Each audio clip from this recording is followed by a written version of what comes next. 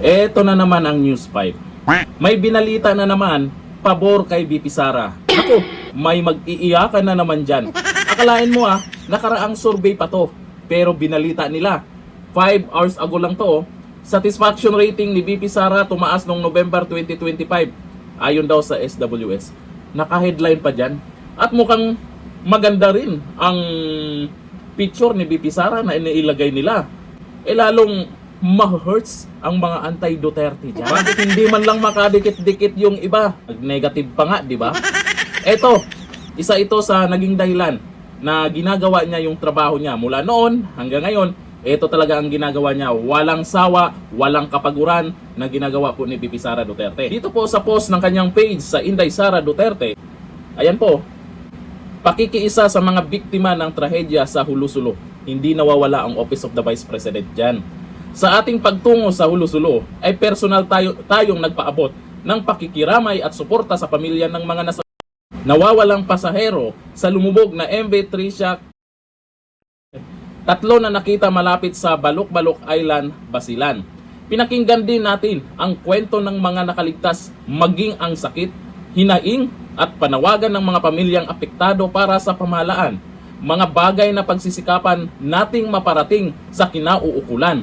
Kasabay ng ating pakikiisa sa lahat ng mga apektado sa trahedya ay ang ating panawagan sa kinauukulan na unahin at gawing prioridad ang kaligtasan ng ating mga kababayan. Patuloy po tayong maging matatag sa gitna ng mga pagsubok. Mahalin natin ang Pilipinas para sa Diyos, sa bayan at sa bawat pamilyang Pilipino. Madalas na pong ginagawa ni BP Sara yan. Saan mang sulok sa Pilipinas, kahit nga sa ibang bansa, pinupuntahan talaga niya yung mga OFW para marinig niya mismo kung ano yung mga problema, ano yung mga hinaing. Dito sa mga nangyayari po dito sa Pilipinas, kahit man saan yan, sa Mindanao, or kahit saan mang sulok sa Pilipinas, pinupuntahan talaga niya. Kahit pa sa bundok yan, umaakyat si BP Sara.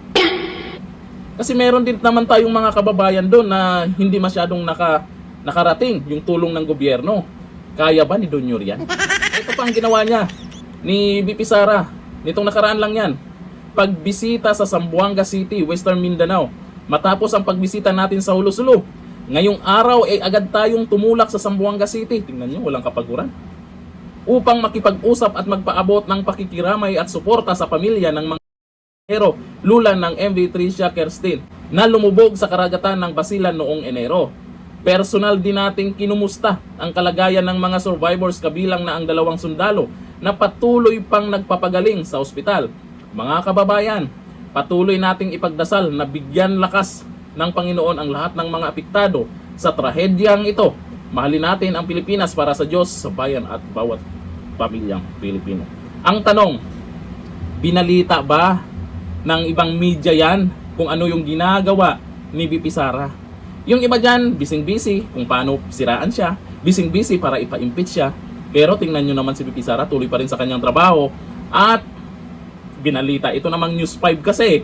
Ba't nyo binalita? Nakaraan pa pala yan. May mag-iiyakan na naman dyan. At yung mga mahi-hurts dyan, hahanap na naman ng paraan ng mga yan para kung ano yung kwento. Ikikwento nila kung ano yung mga ikikwento nila tungkol sa mga Duterte, lalo kay BP Sara. Ito sabi po ni Jomar Mangotara, kung tumaas ang rating ni BP Sara ngayon, abangan nyo meron namang mag-file ng another impeachment dahil sumasakit ang dibdib nila pag nabasa nila ang mga achievement ni BP Sara.